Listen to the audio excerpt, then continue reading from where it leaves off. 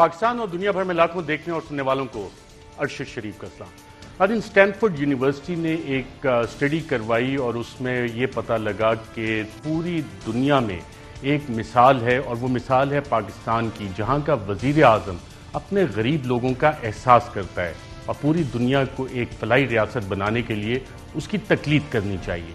جب عالمی وبا آئی تو پوری دنیا نے کہا کہ پاکستان کے وزیر اعظم عمران خان نے جو سمارٹ لاک ڈاؤن کی اسٹریٹجی بنائی تھی اس سے پاکستانیوں کی جان بچائی گئی۔ ایک غیر فطری حکومتی اتحاد جب اپوزیشن میں تھا تو کہتا تھا کہ معیشت صحیح نہیں چل رہی، اور وہی غیر فطری اتحاد جب حکومت میں آیا تو اس کا ہر دستاویز، چاہے وہ اکنامک سروے ہو، چاہے مڈ ٹرم بجٹ اسٹریٹجی ہو، وہ چیخ چیخ کے یہ کہہ رہا ہے کہ معیشت نہ صرف چل رہی تھی بلکہ بہت اچھی چل رہی تھی۔ لیکن اس سب کے باوجود اس وزیر اعظم کو، جو پاکستان کے متوسط طبقے سے تعلق رکھتا تھا، جو ایک عام پاکستانی پاکستان کے لیے عالمی سطح پہ بہت سارے ایوارڈز لے کے آیا، پاکستان کا نام روشن کیا، اس کی حکومت کا تختہ الٹ دیا گیا اور لوگوں نے اس پہ اپنے غم و غصے کا اظہار کیا اور خود باہر نکلے۔ ناظرین، آپ کی ملاقات کروا رہے ہیں پاکستان کے سابق وزیر اعظم عمران خان صاحب سے۔ خان صاحب، اس سے پہلے کہ ہم اسٹریٹجیز کا پوچھیں، آج پنجاب کا ایک فیصلہ آیا ہے لاہور ہائی کورٹ کا، اس فیصلے پہ آپ کے انیشل ریئیکشنز کیا ہیں؟ انیشل ریئیکشن تو یہ ہے کہ فیصلہ تو ٹھیک آیا۔ ہم تو بڑی دیر سے کہہ رہے تھے کہ یہ سارا کچھ اللیگل ہوا ہے، یہ جس طرح سارا پنجاب کا جو سیٹ اپ تھا، جو لوٹے کروائے گئے، اور پھر مجھے افسوس صرف یہ کہ اتنی دیر لگی اس فیصلے کو، ایک دم پہلے تو فیصلے بڑی جلدی ہو جاتے تھے ہائی کورٹ میں، یہ بڑی دیر لگی، اور اس سے میرے خیال میں کہ کوئی یہ جو ملک میں افراتفری اور کیوس ہے، بحران ہے، یہ کم نہیں اب ہوگا، یہ بڑھتا ہی جائے گا، اور اس کا حل ابھی بھی ایک ہی ہے کہ فری اینڈ فیئر الیکشنز کروا دیں، کیونکہ میں سمجھ رہا ہوں کہ یہ جو اب لوٹے جو ہوئے ان کو پہلے تو ڈسکوالیفائی کیا گیا، اور جب جیسے ڈسکوالیفائی ہوئے تو یہ گورنمنٹ کا جو الیکشن ہوا تھا، وہ عدالت نے یہ کہا کہ جو انہوں نے قانون کی انٹرپریٹیشن کی کہ ان انٹرپریٹیشن میں لوٹا ووٹ نہیں ڈال سکتا، تو اس کے لیے جیسے وہ کیا تو اس کا مطلب ان کا الیکشن ناجائز تھا، کیونکہ انہوں نے لوٹوں سے ووٹس لی تھی۔ اب جو سچویشن ہے، ایک عجیب سا آگے حالات بنے ہوئے ہیں کہ اب کل شام کو انہوں نے کہا ہے کہ فیصلہ ہوگا ووٹنگ سے۔ ہم تو خیر سپریم کورٹ میں جا رہے ہیں اس کے اوپر، لیکن میں پھر بھی سمجھتا ہوں کہ جو بھی اب کریں گے، جو بھی سیناریو ہوتا رہے گا، جو ملک میں کیوس اور بحران ہی بڑھتا ہی جائے گا۔ پنجاب میں اس سے کرائسس جو ہے وہ مزید ایگریویٹ ہوگا یا حل کی طرف جاتا ہوا آپ کو نظر آ رہا ہے؟ دیکھیں، پنجاب کا کرائسس ہوا کیا ہے، جب سے انہوں نے یہ لے کے آئے، پہلے تو اکیلا حمزہ بیٹھا رہا بڑی دیر، اس کی کتنی قابلیت ہے وہ ہم سب کو پتہ ہے، اس کی قابلیت صرف ایک ہی طرف تھی کہ وہ اپنے پولیس والے رکھوا کے، جو پرانے ان کے پولیس خاص لوگ تھے، وہی تشدد کیا جو انہوں نے 25 کو مئی کو، اور وہی سارے کیسز اور جھوٹے کیسز اور یہ اپوزیشن کو دبانا، اور وہی اسی طرح کی جو ان کو کرپشن تھی پرانی کیسز، وہ سامنے سب کے سامنے ابھی آ جائے گی۔ تو جو ملک کے لیے گورننس دینی تھی، اور پنجاب 60% پاکستان ہے، وہ گورننس کا تو نام و نشان ہی نہیں ہے، اور تو اور چھوڑیں، مجھے تو یہ بڑا گندم کا آٹے کا آگے کرائسس نظر آ رہا ہے۔ انہوں نے پروکیور ہی نہیں کیا، جو اسی سارے افراتفری میں جو گندم پروکیور کرنی تھی پنجاب نے، وہ انہوں نے ٹارگٹ سے نہیں میٹ کیا۔ عمران خان صاحب، بہت سے لوگ یہ کہتے ہیں کہ آپ کے پاس شاید ابھی اسٹریٹجی نہیں ہے، اور لوگ تو خود نکلے، لوگ اب آگے اور تحریک انصاف پیچھے ہے، اب آپ کی آگے اسٹریٹجی کیا ہے؟ جو لوگوں کا غم و غصہ ہے اسے آپ کیسے چینلائز کریں گے؟ کیا آگے کا وے فارورڈ ہے آپ کے پاس؟ دیکھیں ارشد، دو راستے ہیں، یا تو ہم کیوس کی طرف چلے جائیں اور اس ملک میں توڑ پھوڑ کی طرف چلے جائیں۔ میں کیوں جب ہم نے صبح جب پہنچے اسلام آباد میں تو ہم نے کیوں فیصلہ کیا کہ ہم دھرنا نہیں دیں گے؟ کیونکہ مجھے نظر آ گیا تھا کہ آگے اب خون ہونا ہے، یعنی وہ پوری جو ان کی ابھی تک جو پولیس کی حرکتیں تھیں، لوگ اتنے غصے میں آ گئے تھے اس سے کہ وہ اگلے دن ریاکٹ کرنا تھا لوگوں نے، اور پولیس پہلے یہ جو انہوں نے پلان کیا ہوا تھا کہ ایسا تشدد کرو جس طرح ماڈل ٹاؤن میں انہوں نے وہ عوامی طاہر القادری کی پارٹی عوامی لیگ سے عوامی تحریک سے کیا تھا، ان کو خوف پھیلانا تھا کہ اتنا خوف پھیلا دو کہ لوگ ڈر جائیں۔ انہوں نے ریئلائز نہیں کیا کہ لوگوں کا غصہ بڑھ گیا، بلکہ شام کو وہ کراؤڈ جب فیملیز پہ انہوں نے وہ ٹیئر گیسنگ کی تو وہ لوگ واپس آتے رہے, وہ گئے نہیں, وہ واپس آتے رہے. تو مجھے پتا تھا کہ اس دن شام کو خون خرابہ ہونا ہے اور توڑ پھوڑ ہونی ہے, تو میں نے اسی لیے فیصلہ کیا کہ ہم اپنے ملک کو بچائیں. ابھی بھی ہم اپنے ملک کو بچانے کے لیے پرامن احتجاج کی طرف جا رہے ہیں. میں نے جو انشاءاللہ جو ہمارا پرسوں سیٹرڈے کی شام کو جو ہم نے ایک پرامن احتجاج کی ایک جلسہ کیا اسلام آباد میں, اور بڑے شہروں میں بھی ہم نے لوگوں کو کہا کہ وہ پرامن احتجاج کریں. یہ جو غصہ ہے عوام کا, جو مہنگائی, خاص طور پہ لوڈ شیڈنگ اس گرمی میں جو لوگ تنگ ہیں, ہم نے بجائے ان کو کہیں کہ وہ اپنے ملک کو نقصان پہنچائیں, پرامن احتجاج کریں, جو ایک ہی جمہوری طریقہ ہوتا ہے پریشر ڈالنے کا. عمران خان صاحب, سیاسی اسٹریٹجی آپ کے پاس اس حوالے سے کیا ہے؟ جو حکومت ایک غیر فطری حکومتی اتحاد جو بیٹھا ہوا ہے, کولیشن پارٹنرز, ان سے بھی آپ بات چیت کر رہے ہیں؟ آپ کے پاس اس وقت پاکستان مسلم لیگ کا جو کہ آدھی سپلٹ ہوئی ہے, ان سے بھی کوئی بات چیت کریں؟ سیاسی اسٹریٹجی ہے یا صرف جلسے ہی چلیں گے اور آپ عوام کا غصہ ہے اسے صرف چینلائز کریں, کیتھارسس کا موقع دے رہے ہیں؟ دیکھیں, سیاسی اسٹریٹجی تو ہے ایک, وہ ہم بیہائنڈ دا کلوز ڈورز یہ اتحادی جو ہمارے پرانے تھے ان سے بات کریں, وہ بھی بڑے اب تنگ ہیں. ان کو اس سے نہیں تنگ کہ جو ان کو وعدے کیے گئے تھے یا جو ٹیلی فون کالز کی گئی تھیں ان کو, وہ اب ان کو خیر وہ تو خود ہی انہوں نے اسمبلی میں بتا دیا کہ کس طرح کا پریشر کیا گیا ان کے اوپر. وہ تو ہے ہماری بات چیت ان سے, یعنی پرانے اتحادیوں سے چل رہے ہیں, یعنی ہمارے کئی لوگ ہیں جو ان سے بات چیت کر رہے ہیں, اور وہ ہمیں پتہ ہے کہ اندر سے بڑے خوش نہیں ہیں وہ, اور وہ یہ بھی اندر سے آواز یہ آ رہی ہے کہ وہ ان کی وجہ سے نہیں وہاں بیٹھے ہوئے, وہ کسی اور کی وجہ سے وہ ان کے ساتھ بیٹھے ہوئے ہیں. لیکن دیکھیں, جو اصل ایشو ہے نا ارشد, جدھر یہ پاکستان کو لے کے جا رہے ہیں, مجھے خوف آ رہا ہے کہ یہ پاکستان کو اب ادھر لے کے جا رہے ہیں جدھر ہمیں یہ اتنا کمزور کر دیں گے اس ملک کو کہ مجبور ہو جائے گا پاکستان جو بیرونی ایجنڈا, دیکھیں 2 ایجنڈے تھے نا ہمیں ہٹانے کے, 2 ایجنڈے تھے. ایک بیرونی ایجنڈا تھا امریکہ کا, وہ چاہتے تھے کہ ایک وہ حکومت آئے جو کہ ہمیشہ پاکستان امریکہ کی غلامی کرتی رہی ہے, جو وہ حکم ملتا تھا یہاں کر دیتے تھے, سوائے ذوالفقار علی بھٹو کا تھوڑا سا وقت تھا.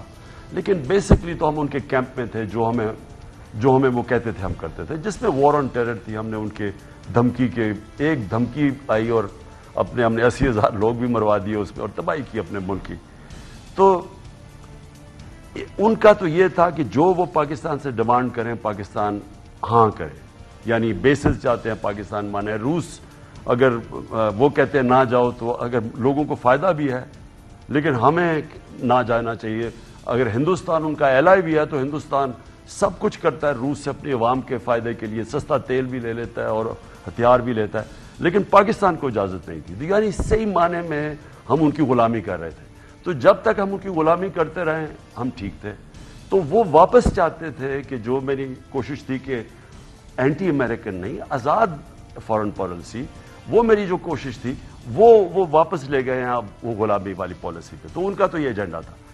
دوسری طرف یہ جو ہمارے چور 30 سال سے ملک کو لوٹ رہے تھے, ان کا ایک اپنا ایجنڈا تھا کہ کسی طرح ہم آ جائیں اوپر واپس, اور ایک ہی ان کا ایجنڈا تھا کہ اپنے کیسز ختم کروائیں, NRO2 لیں, اور پھر سے پہلے مشرف نے ان کو کیسز سارے ختم کیے, اور جو انہوں نے 10 سال 11 سال پہلے چوری کی تھی وہ سارے معاف کیے.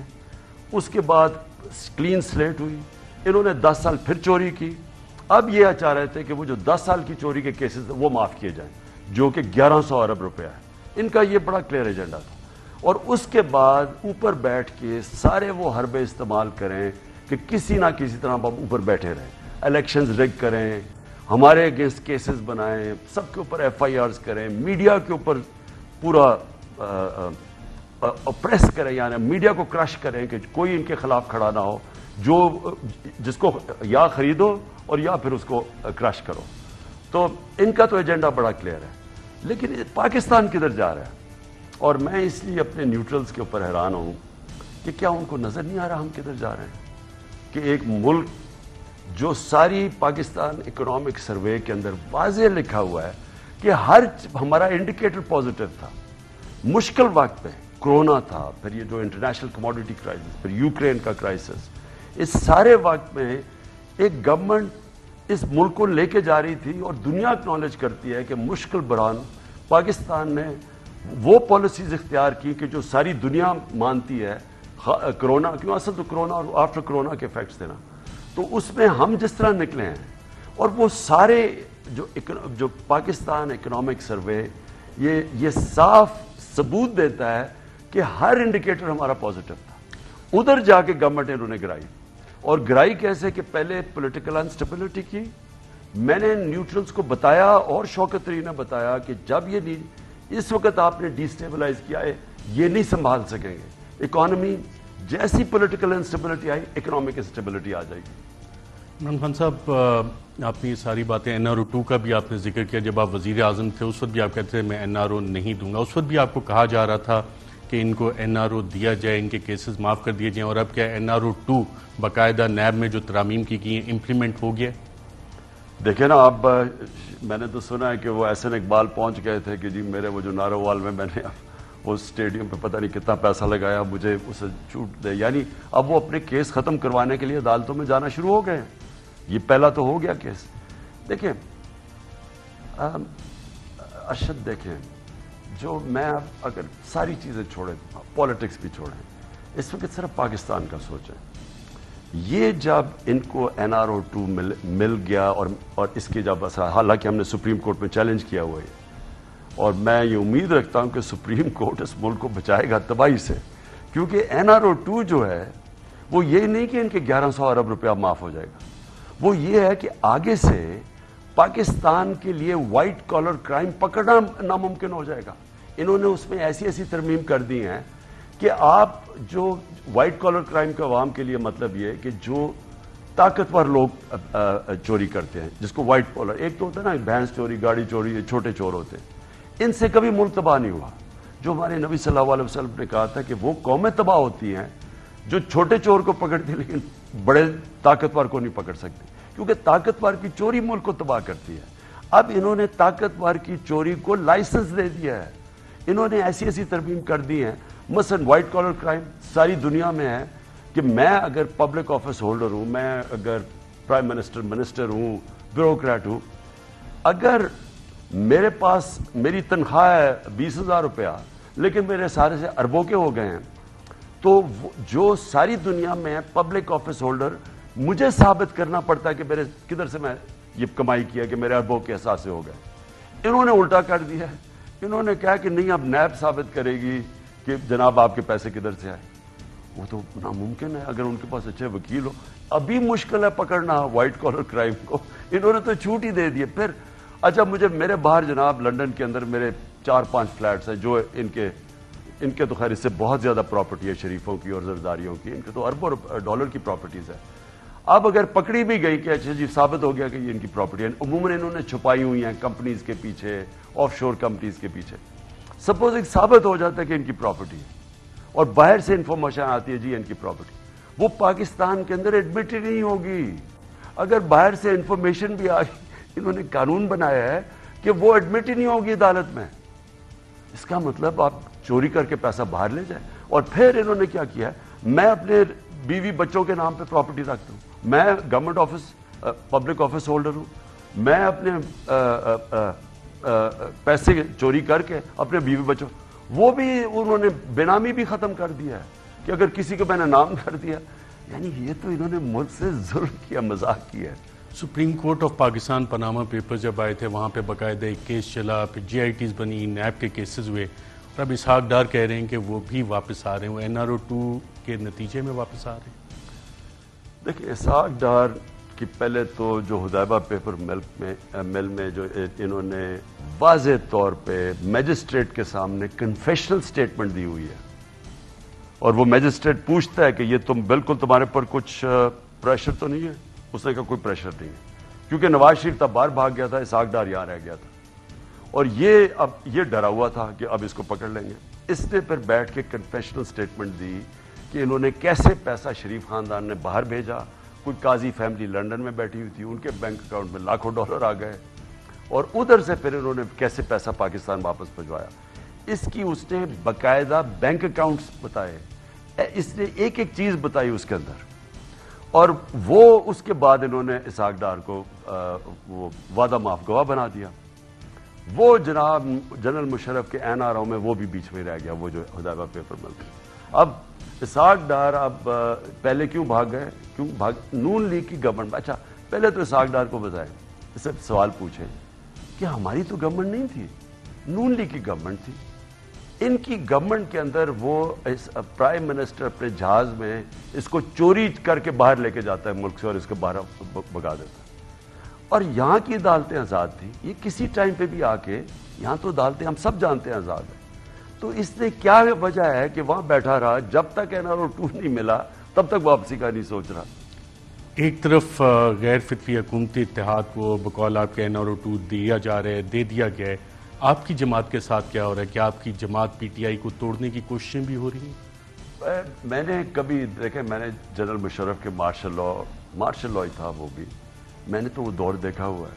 اور انہوں نے ان کی وجہ سے میں نے 8 یا 7 یا 8 دن جیل میں بھی گزارے ہیں, تو مجھے تو پتہ ہے کہ وہ کیا دور تھا.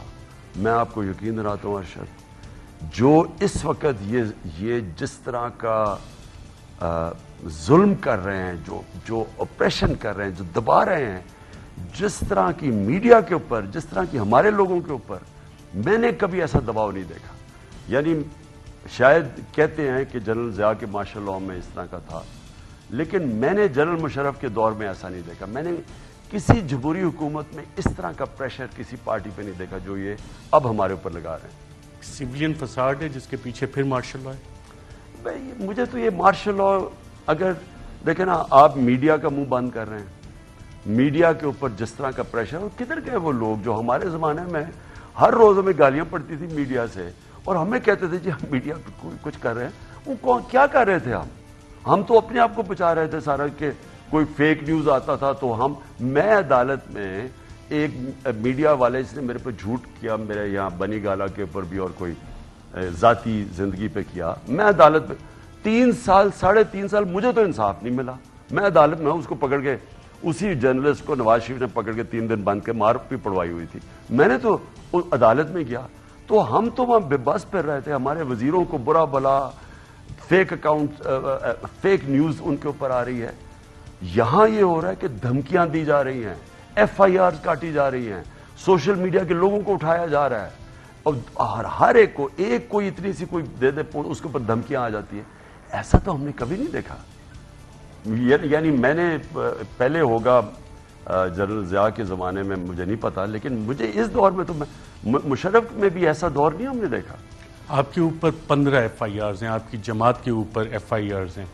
آپ کو لگتا ہے اس میں بہت سارے سیکشنز ہوئے ہیں جو 1857 کی جنگ آزادی کے بعد وہ سیکشنز ڈالے گئے, خاص طور پہ 124, 505, 501 اس طرح کے سیکشن, اور وہ آپ کے اوپر ڈالے گئے ہیں. اور جو آپ حقیقی آزادی کی جنگ کی بات کرتے ہیں, جب آپ عدالت میں پیش ہوئے تو آپ کو خیال آیا کہ ان قوانین کو بدلنے کی ضرورت ہے پاکستان میں, تاکہ 75 سال بعد کم از کم جو گورے کا قانون ہے اس ملک میں اسے تبدیل کیا جائے؟ اور پچھلے 3.25 سال میں آپ نے کوئی کوشش کی ان قوانین کو بدلنے کی؟ دیکھیں 2 چیزیں ہیں ارشد. ایک تو انہوں نے جو کیا ہے, اب میں سوال یہ پوچھتا ہوں کہ ان کے دور میں 3 دفعہ لانگ مارچز ہوئی. مولانا فضل الرحمان یہاں آیا, وہ کام پہ ٹانگنے والی ایک مارچ ہوئی یہاں, تو کیا ہم نے کوئی کسی کے اوپر FIR کاٹی, کوئی روکے, کوئی کنٹینرز رکھے؟ یعنی ہم نے ان کو کہاں روکا؟ یعنی انہوں نے کیا کیا چیزیں نہیں کی. اب یہ حالات ہیں کہ کئی جگہ کے اوپر ہمیں ہوٹل میں کمرہ نہیں دیتے, یعنی ہم اگر کوئی کانفرنس کرنا چاہے وہ مشکل پڑ گیا ہے. ہم نے جب جہاز کے لیے چارٹر کرنے کے لیے, جب پیچھے جلسوں کے لیے, وہ چارٹر والے پیچھے ہٹ جائیں, وہ نہ کچھ کریں. یعنی ہم نے تو کبھی ان کو کچھ نہیں کیا. ڈیموکریٹک گورنمنٹ ہماری تھی. مجھے بتائیں ہم نے کبھی میڈیا کو اس طرح دھمکیاں آ رہی ہوں, سوشل میڈیا کے لوگوں, ہم نے صرف تب کیا جب یہ فیک نیوز کے اوپر ایسا گند کرتے تھے جس کے اوپر ہم نے ان کے اوپر کارروائی کی. لیکن یہ جو اب ہو رہا ہے, یہ تو سیدھا فریڈم آف ایکسپریشن, جمہوریت, اس سب کو دبایا جا رہا ہے.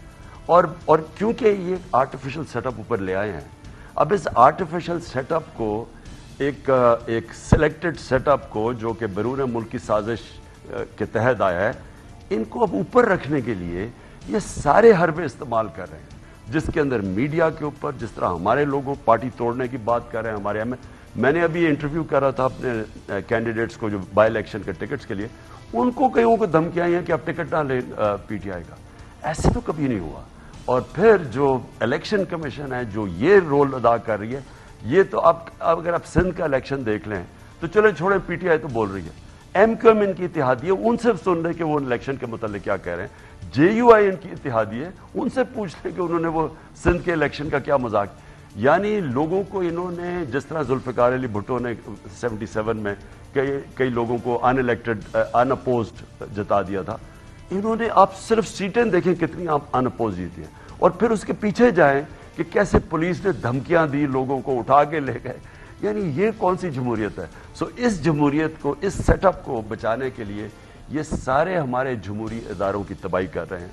یہ ان کو اوپر رکھنے کے لیے پہلے سارا انصاف کا نظام، نیب، ایف آئی اے وہ تباہ، پولیس سے غلط کام، الیکشن کمیشن غلط، میڈیا کے اوپر اٹیک. اور یہ آج قیمت ادا کر رہا ہے پاکستان اس سازش کو اب پورا کرنے سیٹ اپ میں ایسی کیا خاص بات ہے کہ پورے ملک کو داؤ پہ لگا دیا گیا؟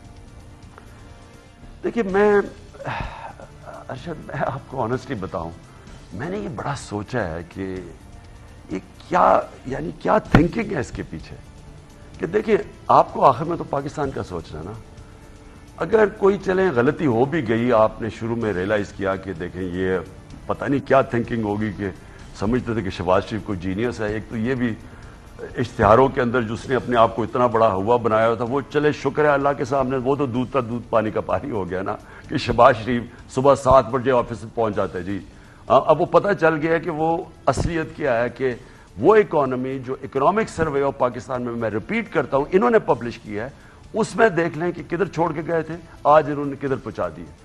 لیکن میں یہ سوچ رہا تھا کہ جو اس ملک میں اپنے آپ کو نیوٹرل کہتے ہیں، آخر میں تو لوگ سوال ان سے پوچھیں گے کہ پاور تو سب کو پتا ہے کہ کدھر ہے.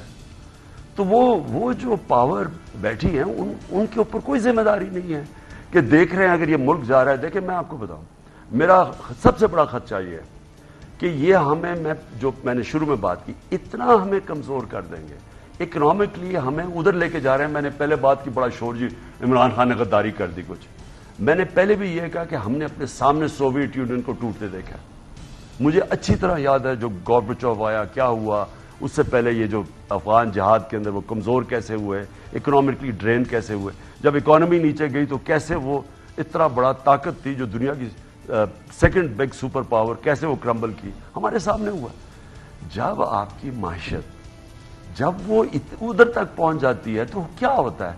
جس نے آپ کو بیل آؤٹ کرنا ہے وہ پھر آپ کو ڈکٹیٹ کرتا ہے ٹرمز کہ آپ نے یہ، اب آپ نے پہلے یہ کریں، اپنا نیوکلیر کے اوپر آپ جس طرح وال سٹریٹ جرنل میں چھپا تھا کہ پاکستان کے ہمیں نیوکلئرز کو خرید لینے چاہیے 2008 میں $100 بلین دے کے ہمیں دے کے ان کا خرید لینا چاہیے.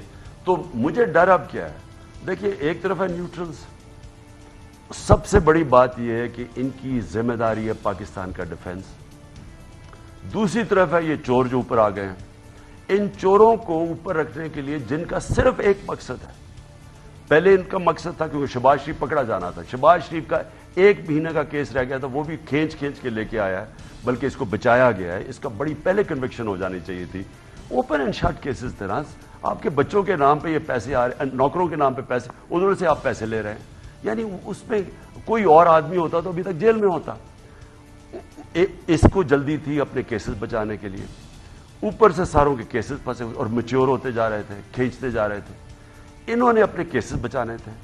سیکنڈلی انہوں نے پیسہ بنانا ہے، ان کا مقصد پیسہ ہے. اب اگر ان کے پیسے بنانے کے لیے ملک کو ہندوستان سے بھی نریندر مودی کی بھی ان کو جا کے جوتے شوتے پالش کرنے پڑے اور کشمیروں کو بھول جانا تو یہ کر دیں گے.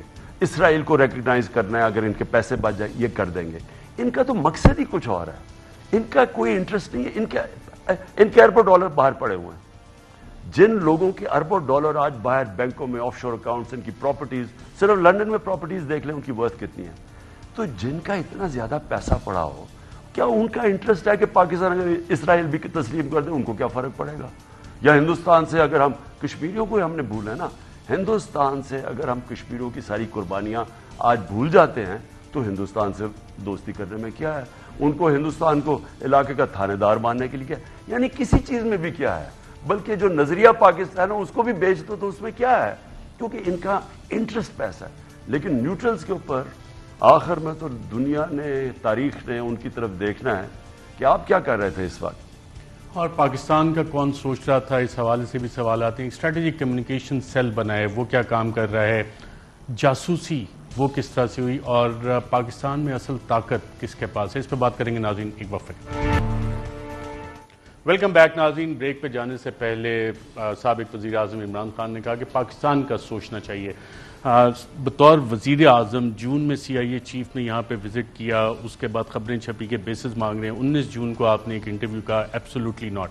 پھر اکتوبر کا مہینہ آ جاتا ہے. اکتوبر میں کیا انڈیویجولز کا سوچا جا رہا تھا، اداروں کا سوچا جا رہا تھا، یا پاکستان کا سوچا جا رہا تھا؟ آپ کی سوچ انڈیویجولز کے حوالے سے تھی، ادارے کے حوالے سے تھی، یا پاکستان کے حوالے سے؟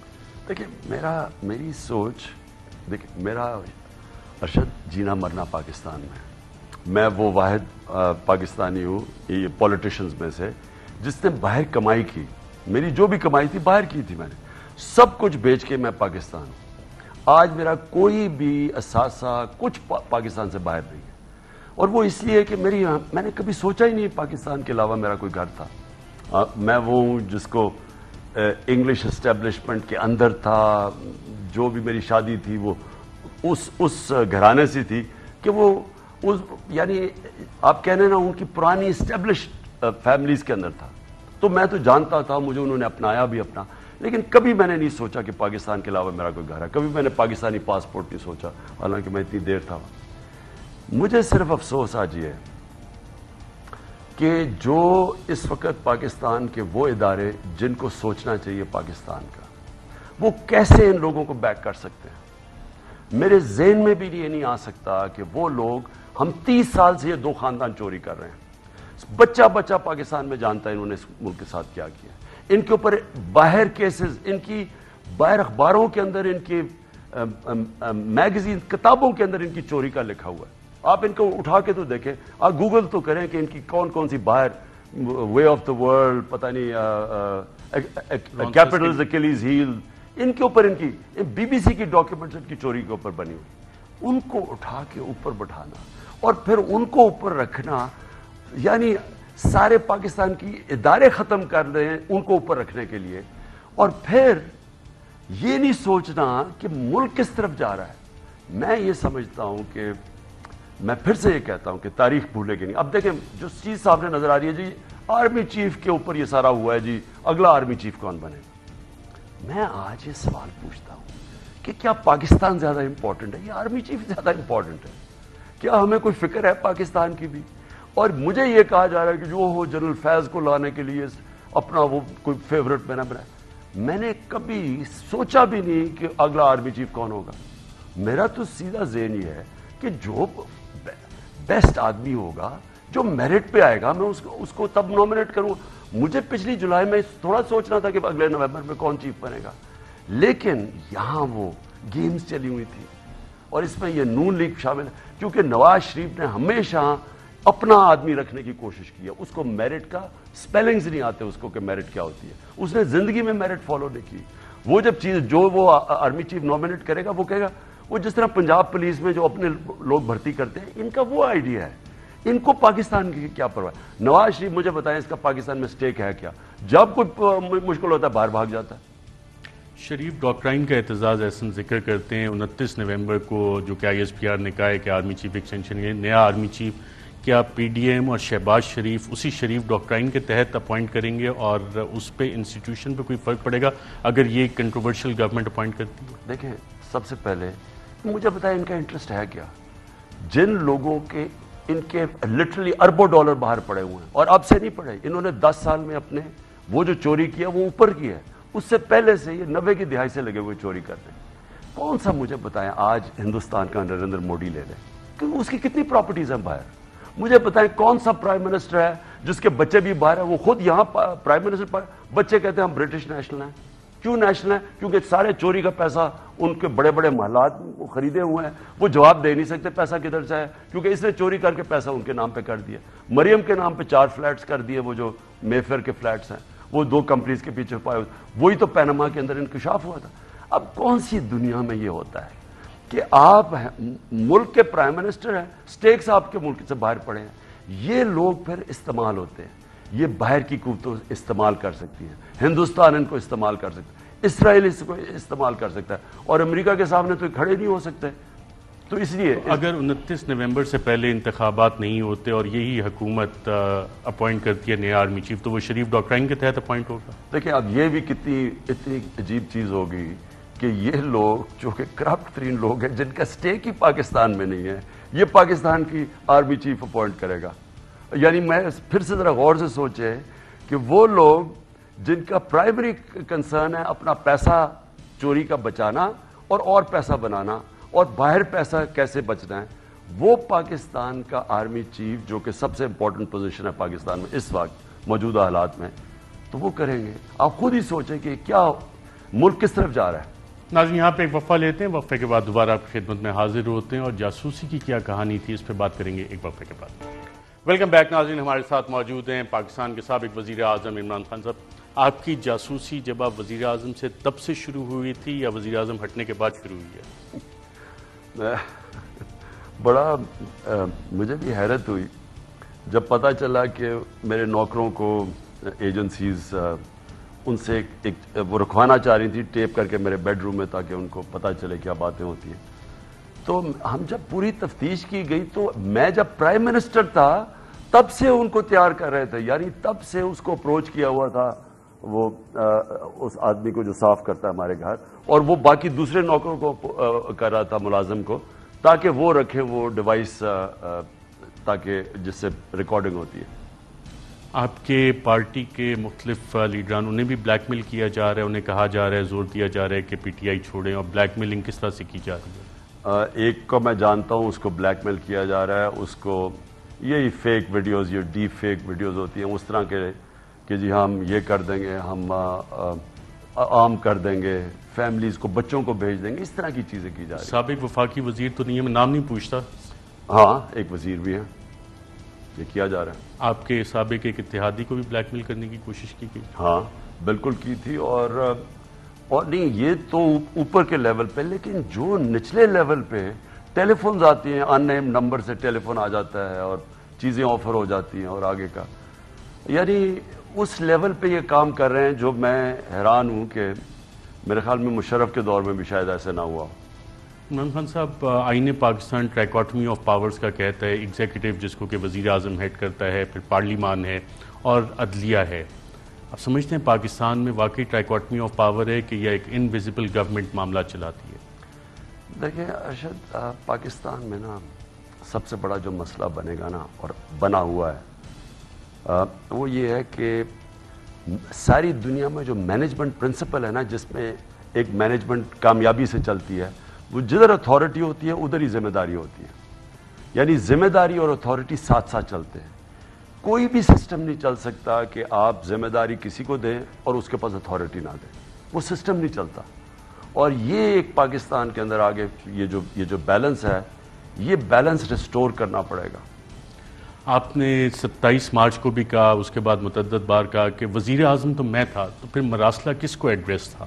مراسلہ کس کو ایڈریس؟ سب سے بڑی بات یہ ہے کہ جس کو بھی ایڈریس کیا گیا تھا مراسلے میں، جو ڈونلڈ لو جو دھمکی دے رہا تھا کہ اس کو اگر پرائم منسٹر کو نہ ہٹاؤ گے تو یہ کر دیں گے، تو فورن آفس تو میرے نیچے تھا، تو میں تو یعنی وہ امبیسڈر کے پاس تو طاقت نہیں تھا نا مجھے ہٹانے کی، تو ظاہر ہے کسی کو پورا پیغام دیا جا رہا تھا۔ اور آپ کے فورن منسٹر، ان سے بھی یہ مراسلہ چھپایا گیا انیشلی؟ ہاں، شاہ محمود کو شروع میں انہوں نے کہا ان کے پاس نہیں ملا، پھر ان کو جب کسی نے بتایا تو انہوں نے پھر زور لگا کے لیا۔ بطور وزیر اعظم آپ کو کیا یہ دھمکی دی گئی کہ اگر اس مراسلے کو پبلک کیا گیا تو آپ کے اوپر آفیشل سیکرٹ ایکٹ لگے گا؟ مجھے تو نہیں کہا گیا، لیکن کسی کو کہا گیا تھا۔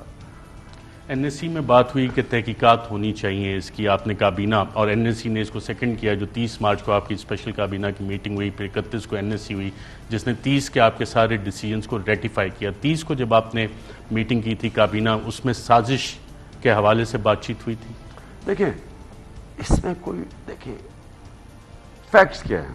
مراسلہ وہ سائفر آتا ہے، سائفر میں دھمکی ہوتی ہے، یعنی 7 مارچ کو وہ سائفر آتا ہے، 8 مارچ کو نو کانفیڈنس آ جاتا ہے. اس سے پہلے ہی پتا ہوتا ہے ڈونلڈ ڈوکو کے نو کانفیڈنس آنے والا ہے، اور اس سے پہلے امریکن ایمبیسی سارے لوگوں سے مل رہی ہوتی ہے جو سب سے پہلے لوٹے ہوتے ہیں.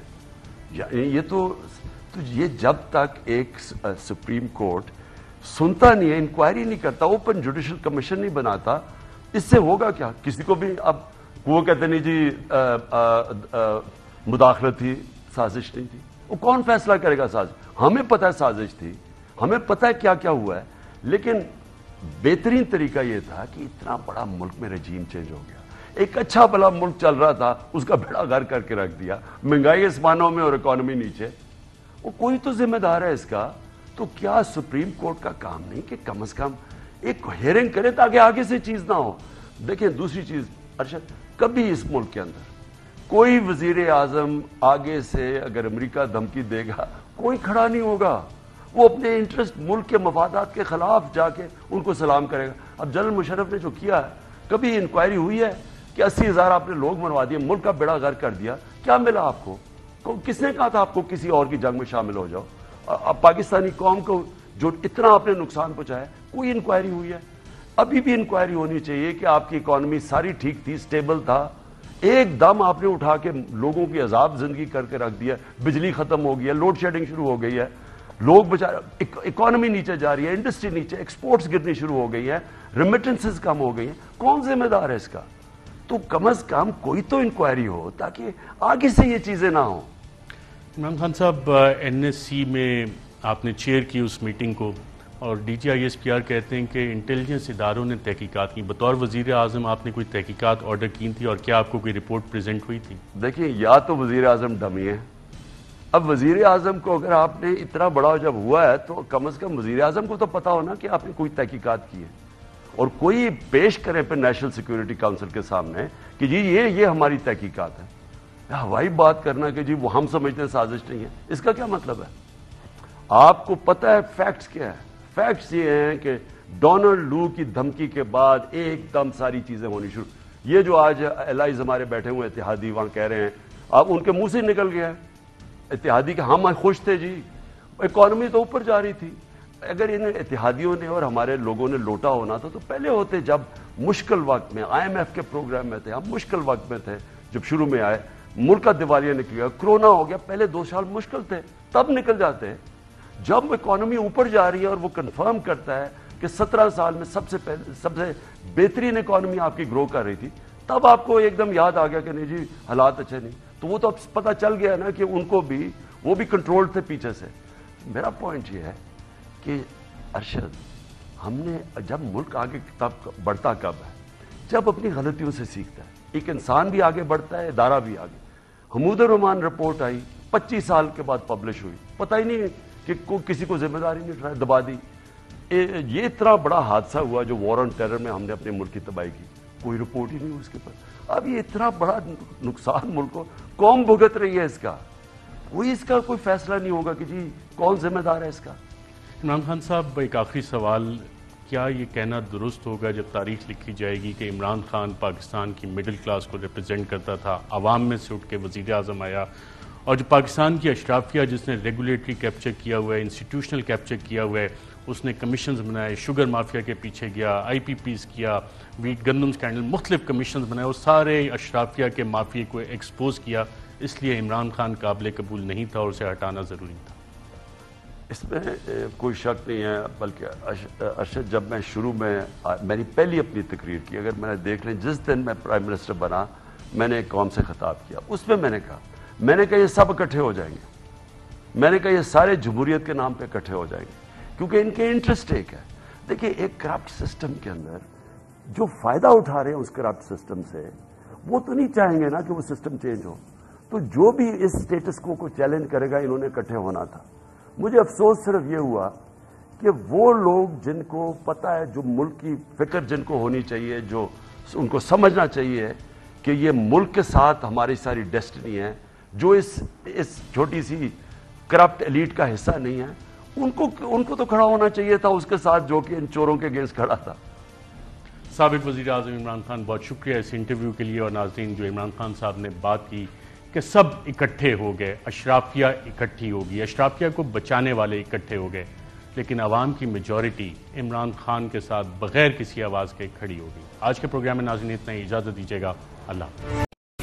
اہم ترین خبریں اب ایک کلک کی دوری پر. آپ کے پسندیدہ ٹاک شوز ہوں یا اہم ملکی یا غیر ملکی شخصیات کی نیوز کانفرنسز, ہر لمحہ باخبر رہنے کے لیے سبسکرائب کریں ہمارا یوٹیوب چینل.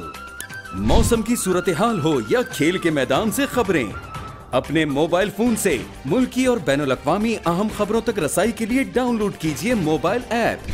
باوثوق ذرائع سے مصدقہ خبروں, تجزیوں اور تبصروں سے مستفید ہونے کے لیے وزٹ کیجیے پاکستان کی سب سے بڑی نیوز ویب سائٹ www.arYnews.tv. ان سب کے علاوہ پاکستان کا سب سے بڑا فیس بک پیج ہو, سب سے بڑا نیوز انسٹاگرام اکاؤنٹ یا پھر ٹویٹر, ARY نیوز پہنچا رہا ہے خبریں سب سے پہلے آپ تک, تاکہ آپ رہیں ہر لمحہ باخبر.